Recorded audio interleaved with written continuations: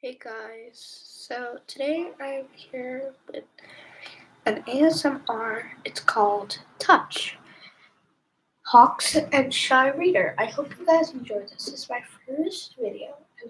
Make sure to like, subscribe, and comment. Now let's get started. Application. Welcome back! Just one thing I wanted to point out before we start. This is kind of like a little weird. And if you're not comfortable with like stuff like that, you could leave. Okay? Now let's get on to it. As far back as you could remember, you have been told not to use your quirk, nor were you to tell anybody about it. It was a secret, and you just accepted that.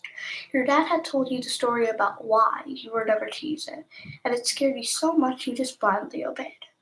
Whenever anybody asked if you had a quirk and what it was, you would just tell them you didn't know. No one believed that you just didn't know, but the more they pushed up for an answer, the more you would go quiet.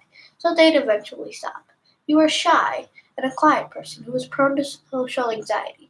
Having said this, you were extremely intuitive and empathic, often going unnoticed by people like a fly in the wall.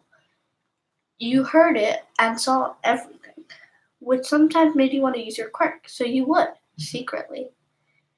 It was a crisp winter afternoon and the sun was setting. You and your dad were on your way to the local corner store to grab some things for dinner. This will be a $5 for sure, your dad mumbled as his eyes scanned down the shopping list your mum had written him, his hot breath causing a light fog to escape his lips every time he spoke. You smiled to yourself. Your mom had given him a pretty long list of random things to get. Your dad would always call her if he didn't know where something was in the store and if he wanted to clarify something she had written down, and he would rate the difficulty of a shop by the amount of calls you need to make. Garam masala? What the heck is garam masala? Your dad muttered as he walked, still looking down the list. Make that a sixth caller. You giggled softly and pulled up your scarf closer around your neck and the lower half of your face. Snuggling down into it. As the shop loomed ahead, you noticed someone sitting on the bench just outside the doors. A takeaway cup in hand. It was so cold, so the person had a thick snow jacket on, with a fur hoodie pulled over their head. They had their head down and shoulders slumped. Who would be sitting outside in this weather? You wondered curiously, watching him intentionally. You saw them raise a hand up to wipe their face, wipe an eye, and sniff like your heart was a little broken. Oh, are they crying? He thought sadly as he approached. I need to help them. I don't know.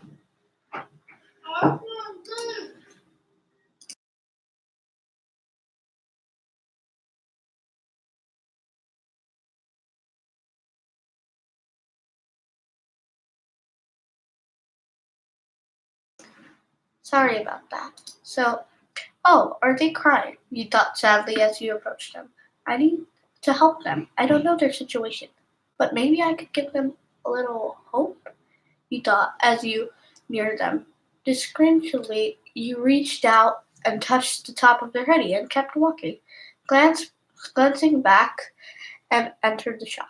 You saw the person lift her head, straighten a little, and you smiled. A few more minutes later, they had stood up and walked away, looking a lot happier when you had first seen them. The smile on your face reminded them. The smile remained on your face as soon as you looked back to where you were. You and your dad was looking for you. Smile. Your smile faded quickly, and you pretended to pick up an item and look at the ingredients. Your dad walked over to you. Did you just use your quirk? He asked in a low, frustrating, boiling tone of his voice. Dad, I. You looked up at him with pleading eyes. Ryan, I told you you're not allowed to use your quirk. How many times do I have to tell you? He uttered in a low, angry voice. I'm sorry, they just looked. I've told you time and time again not to use it. You're going to get us caught one day, and then what? It's jail for all of us. Is that what you want? He asked in a hushed, vexed, touching your shoulder as he spoke. You immediately felt resourceful. I'm so sorry, Dad, you whispered. I won't do it again. You said as you looked down at the floor. I'm doing this for us, your dad continued. All I ever want was a free life for us, one where we're not being constantly watched by the government. I understand, you nodded glumly. I'm sorry. It's okay, beautiful. I still love you, your dad said, pulling you in for a hug. All of a sudden you felt relieved, light, and forgiven. I love you too, Dad. I feel so much better now. Thank you for forgiving me and my slip up, you said gratefully. It's okay, gorgeous girl. Now get this food from Mom. I'm starving, he said brightly as he headed down the food aisle. You left a light, troubled sigh as you watched him go. I ever be able to live a carefree life, Dad? What about me? You said internally as you watched him crouch down and scan the items on the bottom shelf. You had finished school and you were looking for work. Not being the most outgoing person, you just wanted a quiet job, preferable in a cubicle or a small office where you could just hide away, do your 8 hours, and then go home. You had applied to one of them, and you were waiting to apply for one of them. The first place was at your local bank, counting and stacking.